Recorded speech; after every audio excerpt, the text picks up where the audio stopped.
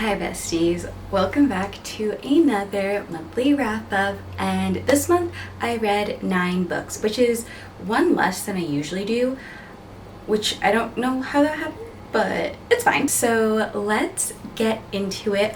I'm still trying to figure out the best way how to organize these videos, because I feel like just me yapping for 20 minutes straight can get to be a lot. So I think the way I'm going to format these is I'm going to talk about every single book, but I'm going to talk less about the books that are in reading vlogs or just books that I've mentioned before on the channel, because I think that will kind of condense the timing of these videos.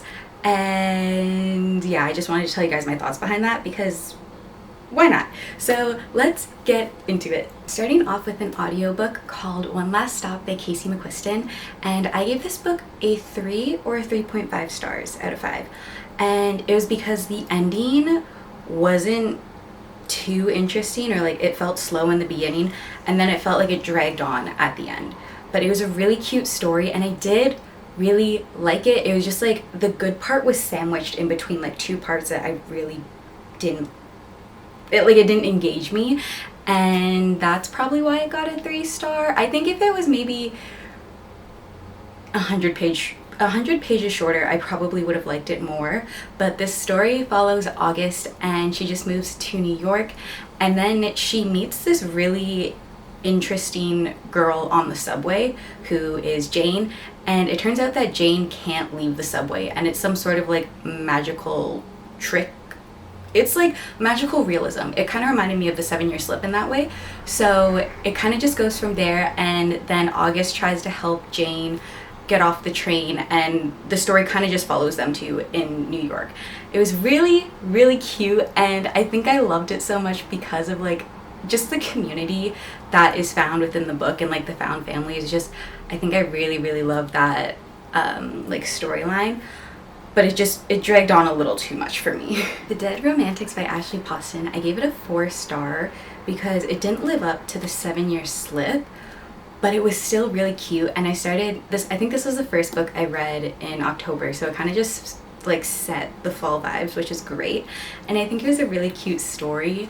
I love the small town. I think I am a small town book girly. This book also does deal with grief, and I feel like she just captures the essence of grief and the feeling that is very well, and I think that's why I've loved the 2 books that I've read by her so far. I do also have a novel love story, and I do want to read that for the month of November. I know that there's a lot of mixed emotions about that book, so we'll see. It's about Florence, and she is a ghostwriter to a super famous author, and she has one more book to write on her contract, and she just can't write it because she's a romance author, but she got broken up with, and it was a super hard breakup, and she can't bring herself to write. And then her father passes away, so then she has to deal with that on top of the lingering deadline, and it's just it's a lot of life stuff. And then something I did forget to mention, she can see ghosts. So then when she goes back to her hometown, she sees a ghost, which isn't anything new for her, but she's oh, I know this man, and then she kind of has to help him and go from there. Do with that what you will. But this was really cute, and I think it was a solid romance, and it's one of those things that make your heart warm and fuzzy when you finish the book, and it just ended so perfectly. And Ashley Poston is just such a great writer. Even though I've only read 2 of her books, I love them. And I think it's just the magical realism of it all, because I haven't read many magical realism books, and they just translate so well, because I'm a fantasy girly. So it's a mix of real life and fantasy, but kind of realistic fantasy that could happen in the real world, but not really. The Wedding People, this was also in a video that you saw last week, but I gave this one a 4 out of 5 stars. If you want to read it, check the trigger warnings. But this was a book about life, and it was such a good book about life. I didn't really understand the concept or the real message of what the author was trying to get to until the very end, and it didn't give me the 5-star feeling. So I think that's why it's at a 4, but I would say even a 4 or 4.5. I think a lot of things in here was just the main character learning to appreciate the mundane everyday little things in life, and that's something I love. Like, I was in photography in school for like a couple years, and my favorite thing, or like my niche, was like super candid photography, and just like finding the little things in life that people tend to overlook, and just like the simplicity of like, wow, we're getting really philosophical. Just like the simplicity of like everyday life, and like, I don't know, just, oh, it's so good. It follows a girl named Phoebe, and she goes to this hotel. She was only meant to go to the hotel for one night, and she ends up befriending like a bride and the whole wedding party and all the friends and family who are there for the wedding, and she just has a very unexpected week and time with them, and that's kind of how it's like related to life, and she learns about all these people's stories, and like they help her realize things about herself, and it's just, it was really cute. It wasn't really what I was expecting, and I think it was a little too overhyped for me, but that's really okay. I think it honestly has something to do with like literary fiction. I just have this thing in my brain, but I don't know, I really like this. And can we please, like, the cover, immaculate, so pretty. The Night We Lost Him was an ebook that I read, and I actually really liked this book a lot more than I thought I would, which is very strange because it was just like one of those things that was available at my library, or like on the Libby app at the time, and I think it was, honestly, I was at my boyfriend's house and he was napping and I was like, okay, well, I want to read, and I didn't bring my book, so I downloaded that on my phone, and I was super invested in it. I did end up giving this book a 4 out of 5 stars because it was somewhat of a mystery. I don't really know how to categorize it, but it was essentially 2 siblings, and they're kind of like estranged because they have different mothers, and it's kind of like complicated, but not really. But essentially, Nora and Liam are siblings, and their father passes away. Like, he falls off of a cliff by his house, and the police rule it out as like, oh, he slipped and he fell and that's how he died. But then the 2 siblings don't really believe that, so then they kind of go on like a little search to see what actually happened to his dad, and then they uncover some secrets about his company and people that he's been working with. And it's just like, it's not a suspenseful mystery, but it's a mystery in it of itself. I didn't really see, not the plot twist, but like the who did it at the end, and I think that's why I liked it so much. I know it came out recently, which is fun, and I think that's why I picked it up, because I saw it at Costco and I was like, oh, this sounds interesting, but I didn't pick it up. So when I saw it on the Libby app, I was like, oh, might as well give this a try. And it is one of the books that I've read an ebook or like an audiobook, and I want like the physical copy of it because I liked it so much. So I think that kind of speaks to itself in volumes, and I'm really glad that my boyfriend decided to take that nap so I could start reading that book, because I don't think if I saw it just like there and I had like other choices, I would have picked it. We all knew this was coming. I'm not gonna like talk your ears off because I did that again in last week's video, but this is a new God tier book for me. This is 6 out of 5 stars. The way that this is now my Roman Empire, and I think about this book at least 3 times a week, is insane, because I think I finished it maybe 2 weeks ago. So do with that what you will. But this gave me so much nostalgia.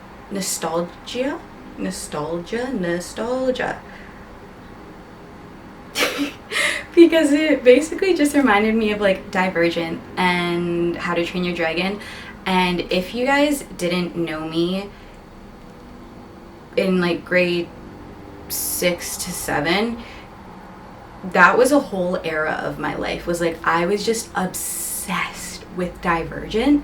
It was kind of like my Hunger Games, because I did like the Hunger Games, but I love Divergent even more. Like, the way that I obsessed over that series, this is that, I guess, for my adulthood, because the way that this book made me feel, the way that I sobbed at the last like quarter of this book. Fun fact, I've only really cried, like full on, heavy, ugly cried at 2 books, which has been Divergent, and this has been the second one. Like, some of them I'll shed a tear, a couple tears.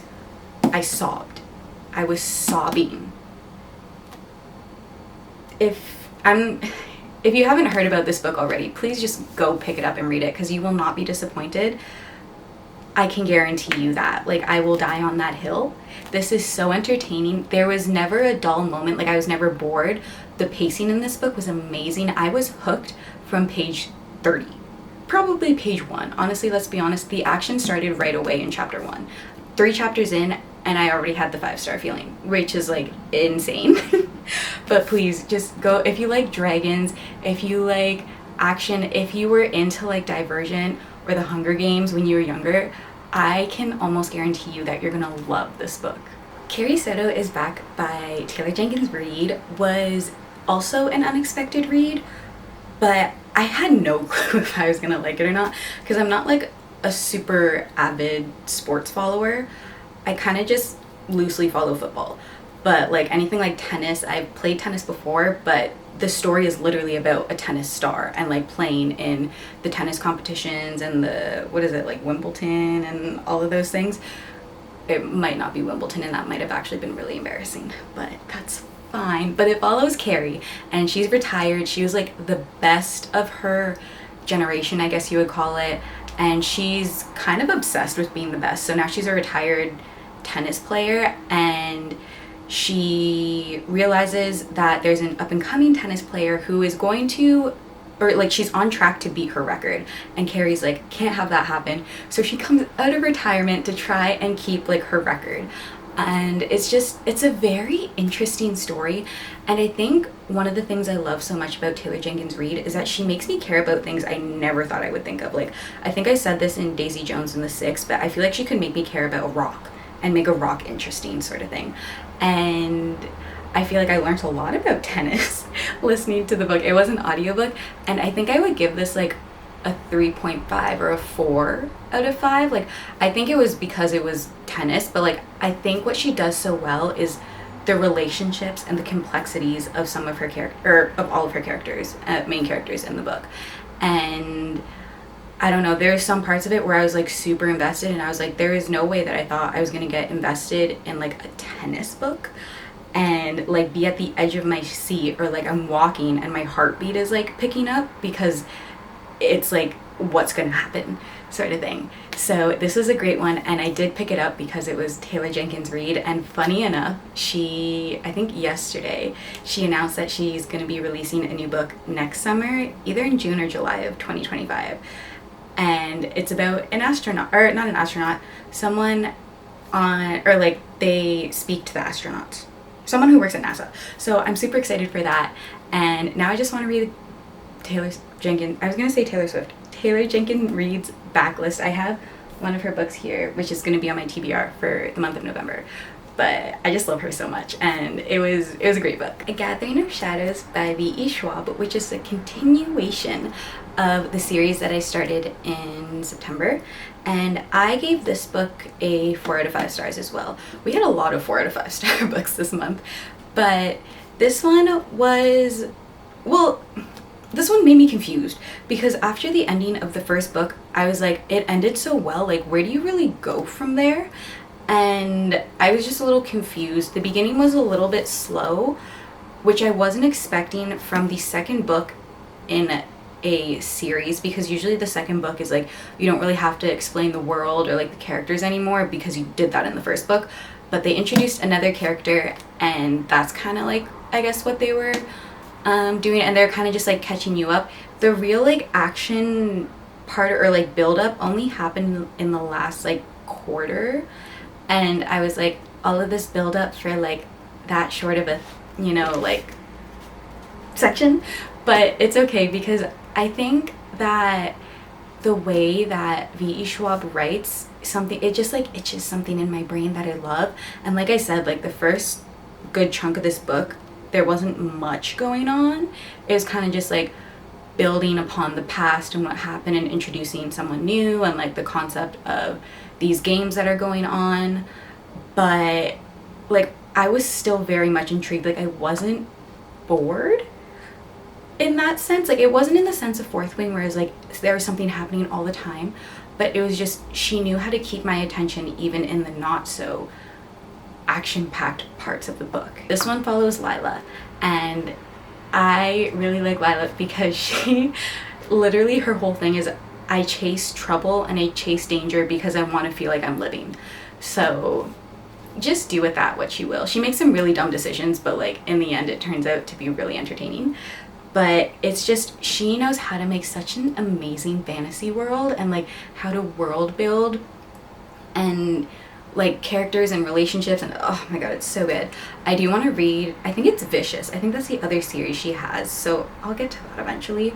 But I don't know, this one, like, there's not a lot going on, but not in a bad way, and that's like the best way I think I can describe A Gathering of Shadows. A Court of Thorns and Roses by Sarah J. Maas. I did intentionally want to read this one. I gave it a 3 to a 3.5 stars out of 5. Wasn't my favorite, and I don't know if that's just because it's an audiobook, because I feel like audiobooks are very hit and miss for me depending on who the author is. So I don't know if I'm not giving it a fair chance because it was an audiobook, but again, I was listening to the graphic audio. So I'm like, it's a full production with graphic audio. So I'm not too sure. It gave me Beauty and the Beast vibes, and I just don't know if I was as invested in that book as some other people were. I don't think it lived up to the hype, and I think that's one of the issues when I read very popular books, hence it will be in the popular books I read off of Book Talk, because I feel like the hype is just built up so much, and then when I read it and it doesn't live up to that hype, I'm just very disappointed, and I'm like, why? Oh, darn it. I feel bad for not getting the hype. But I don't know. I guess since it's the first book, I can tell you a little bit about it, but it's basically about a human, and her name is Feyre, and she kills a fae, I think, unintentionally, and then she gets brought back to like the fae world as a punishment for killing the fae, and then it just goes from there. But unfortunately, I don't get the hype. I'm gonna try and give it another chance and listen to the second book on audio. I have it on hold at the library, but I don't know if I actually have to read the second book instead of listen to it. I don't know. Everyone says the second book gets so much better. So I'm really hoping, fingers crossed, it does. And I'm not going to let this be like my first impression of the Sarah J. Maas universe, because in November I do want to start Throne of Glass. So I think I'm more excited for that series than ACOTAR. And again, maybe it's my mindset, but I don't know. We'll see. It was good for what it was. It just didn't live up to the hype, and it was kind of just meh. Lastly, we have the Pumpkin Spice Cafe, and this was a 3 out of 5 stars. I waited all of September for this book because I think it went so viral, so it sold out everywhere. But I'm glad I did get to read it. It was so cute for what it was. Even though it was like a 3-star, it literally, guys, like, it's not a literary piece of, it's literally just for the vibes. So please take this with a grain of salt. It's fall. It's literally fall, and it's not supposed to be the best book you've ever read. It's literally for vibes, and I loved it for that. And I do love Gilmore Girls. So if you are a Gilmore Girls fan, then I think you will really like this. It is very spicy, which I was not expecting, because if you look at this cover, it looks very wholesome, but it is very spicy. So do with that what you will. Or like, the amount of spice I wasn't expecting for a book with this kind of cover. It literally, like, when you think of Gilmore Girls and you look at this, you're like, oh my gosh, this is adorable. There's some spice in here, so do with that what you will. This follows a girl named Jeannie, and she inherits a cafe from her aunt. So she moves to a small town to inherit the cafe, and she starts running the cafe. And then she becomes friends with this grumpy farmer named Logan, and they're like instantly drawn to each other. And it's basically like a golden retriever and black cat, essentially. Or I feel like it's like sunshine and grumpy cloud. I don't know. I don't remember the trope, but maybe I'll put it in here, like the actual right trope name. But it was really cute.